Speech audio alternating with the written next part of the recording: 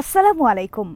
রাফায় স্থল অভিযান শুরু ইসরায়েলের, যুদ্ধবিরতি প্রস্তাবে সম্মত হামাস, উভয় সংকটে নেতানিয়াহু বাইডেন, পারমাণবিক অস্ত্রের মহড়া ঘোষণা রাশিয়ার।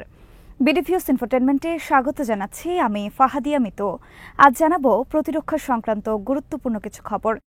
রাফায় স্থল অভিযান শুরু করেছে ইসরায়েল।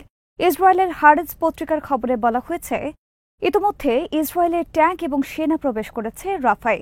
স্থল অভিযান শুরুর আগে রাফার ব্যাপক ভিত্তিক বিমান হামলা চালিয়েছে ইসরায়েল। স্থল অভিযান শুরু করার জন্য রাফা থেকে লোকজনকে সরে যাওয়ার নির্দেশ দিয়েছে ইসরায়েল। এর আগে সোমবার হামাস গাজায় যুদ্ধবিরতির প্রস্তাবে রাজি হওয়ার কথা জানিয়েছে, কিন্তু মিশর ও কাতারের মধ্যস্থতায় সর্বশেষ এই যুদ্ধবিরতি প্রস্তাব প্রত্যাখ্যান করেছে ইসরায়েল। এরপর রাফায় বিমান হামলা শুরু করে ইসরায়েল। যুদ্ধবিরতি প্রস্তাব প্রত্যাখ্যান করে ইসরায়েল বলেছে, তারা রাফায় স্থল অভিযান চালাবে। নেতানিয়াহুর অফিস থেকে সোমবার যুদ্ধবিরতি প্রস্তাব প্রত্যাখ্যান করে বলা হয়েছে, যুদ্ধ বিষয়ক মন্ত্রিসভা রাফায় স্থল অভিযানের পক্ষে সর্বসম্মত মত দিয়েছে। স্থল অভিযান শুরু এবং রাফা থেকে বেসামরিক লোকজনকে সরে যাওয়ার নির্দেশ জারির পর গোটা রাফায় বর্তমানে বিরাজ করছে তীব্র আতঙ্ক আর উত্তেজনা। যুক্তরাষ্ট্র বলেছে, তারা ইসরায়েলের রাফা অভিযানে সমর্থন দেবে না।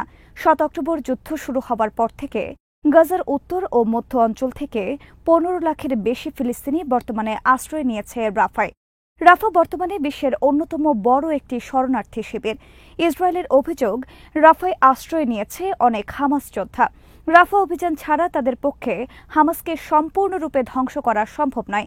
মানবাধিকার বিভিন্ন সংস্থার পক্ষ থেকে বলা হয়েছে, ইসরায়েলের রাফা অভিযানে সেখানে অবর্ণনীয় দুর্দশার জন্ম দেবে। হামাস যে যুদ্ধবিরতি প্রস্তাব গ্রহণের ঘোষণা দিয়েছে তাতে রয়েছে ৩টি পর্যায়। প্রতিটি পর্যায়ের মেয়াদ ৬ সপ্তাহ। প্রথম ৬ সপ্তাহে অস্থায়ী যুদ্ধবিরতি এবং অস্থায়ীভাবে ইসরায়েলি সেনা প্রত্যাহার করা হবে গাজা থেকে। এ সময় হামাস ইসরায়েলের ৩৩ জন বন্দী মুক্তি দেবে। এসব বন্দী হবে নারী ও শিশু। প্রত্যেক পুরুষ বন্দীর বিনিময়ে ইসরায়েল ৩০ জন ফিলিস্তিনি এবং প্রত্যেক নারী বন্দী মুক্তির বিনিময়ে ৫০ জন ফিলিস্তিনি মুক্তি দেবে ইসরায়েল। এছাড়া প্রতিদিন ১০ ঘণ্টা পর্যন্ত ইসরায়েলি কোনো বিমান ও ড্রোন অপারেশন পরিচালনা করতে পারবে না ফিলিস্তিনের আকাশে। প্রথম পর্যায়ে অস্থায়ী যুদ্ধবিরতি এবং অস্থায়ী সেনা প্রত্যাহারের সময় ফিলিস্তিনিদেরকে তাদের বাড়িঘরে ফিরতে দেওয়া হবে। দ্বিতীয় এবং তৃতীয় পর্যায়ে শুরু হবে স্থায়ী সেনা প্রত্যাহার এবং সব ইসরায়েলি ও ফিলিস্তিনি বন্দীর মুক্তি। সোমবার হামাসের সম্মতি জানানো এই যুদ্ধবিরতির প্রস্তাব প্রত্যাখ্যান করেছেন ইসরায়েলের যুদ্ধমন্ত্রিসভা এবং প্রধানমন্ত্রী বেনিয়ামিন নেতানিয়াহু। ইসরায়েলের নিরাপত্তা মন্ত্রী বেন গাভির প্রস্তাব প্রত্যাখ্যান করে বলেছেন, রাফায় অভিযান শুরু করবেন তারা। নেতানিয়াহুর অফিস থেকে বলা হয়েছে, যুদ্ধবিরতি প্রস্তাবে তাদের প্রত্যাশা পূরণ হয়নি। ইসরায়েলের কর্মকর্তারা বলেছেন, যুদ্ধবিরতি গ্রহণ করে হামাস যথেষ্ট কূটনৈতিক প্রজ্ঞার পরিচয় দিয়েছে। তারা ইসরায়েলকে দোষারোপ করবে এই বলে ইসরায়েল যুদ্ধবিরতি প্রস্তাব প্রত্যাখ্যান করেছে। যুক্তরাষ্ট্র ইসরায়েলের রাফা অভিযান পরিকল্পনা বিরোধিতা করে বলেছে, তারা সর্বশেষ যুদ্ধবিরতি প্রস্তাব পর্যালোচনা করছে। হামাস যুদ্ধবিরতি প্রস্তাব গ্রহণ করেছে এ খবর প্রকাশের পর সোমবার নেতানিয়াহুর বিরুদ্ধে বিক্ষোভ ছড়িয়ে পড়েছে ইসরায়েলের বিভিন্ন শহরে। বিক্ষোভকারীরা অবিলম্বে যুদ্ধবিরতি প্রস্তাব গ্রহণ করে বন্দী মুক্তির দাবি জানিয়েছে নেতানিয়াহু সরকারের প্রতি। বিশ্লেষকদের মতে, সর্বশেষ এই যুদ্ধবিরতি মেনে নেওয়া মানে ইসরায়েলের নেতানিয়াহুর ক্ষমতার অবসান। কারণ যে হামাসকে ধ্বংসের নামে ইসরায়েল যুদ্ধ শুরু করেছে, সেই হামাসের সাথে যুদ্ধবিরতি প্রস্তাব করা মানে হামাসের বিরুদ্ধে পরাজয় স্বীকার করা। অপরদিকে গাজা যুদ্ধ চালিয়ে যাওয়া মানে চলতি বছর নভেম্বরের নির্বাচনে প্রেসিডেন্ট জো বাইডেনের পতন নিশ্চিত করা। গাজা যুদ্ধ নিয়ে উভয় সংকটে পড়েছেন বাইডেন নেতানিয়াহু।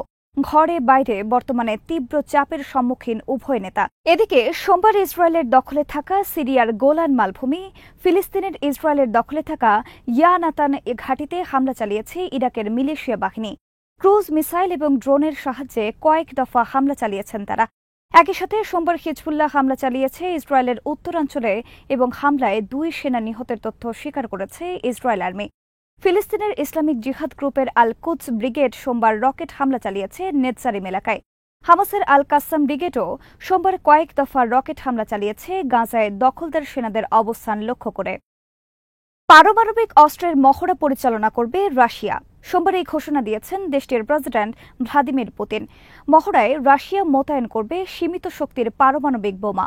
২০২২ সালের ফেব্রুয়ারি মাসে ইউক্রেন যুদ্ধ শুরুর পর থেকে রাশিয়া বেশ কয়েকবার পারমাণবিক অস্ত্র ব্যবহারের হুমকি দিয়েছে। এবার সোমবার রাশিয়ার প্রেসিডেন্ট প্রকাশ্যে পারমাণবিক বোমার মহড়ার ঘোষণা দিলেন।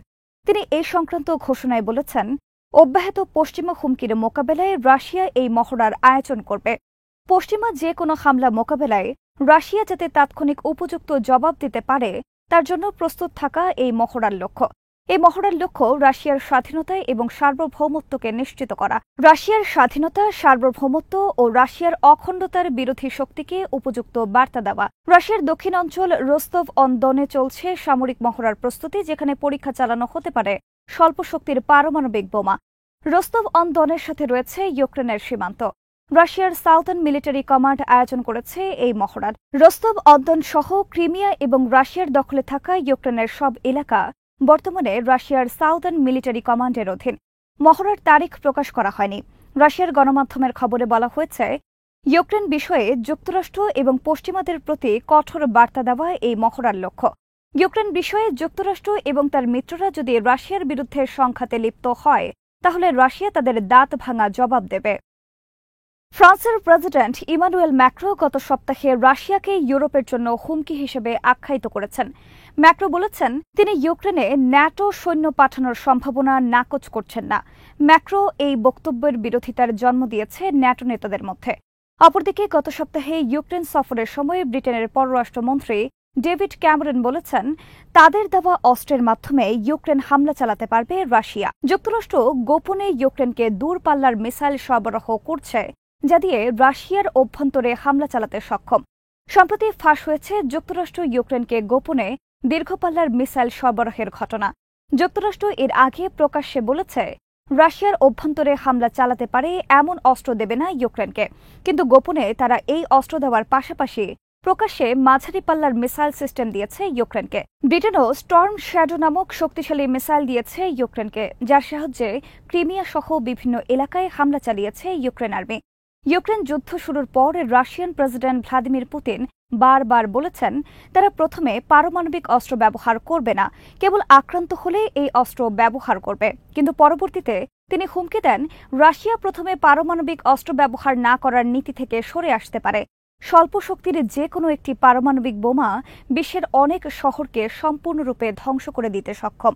যুক্তরাষ্ট্র 1945 সালে জাপানের হিরোশিমা এবং নাগাসাকিতে যেই পারমাণবিক বোমা হামলা চালিয়েছে তা বর্তমান সময়ে সীমিত শক্তির পারমাণবিক বোমা হিসেবে পরিচিত।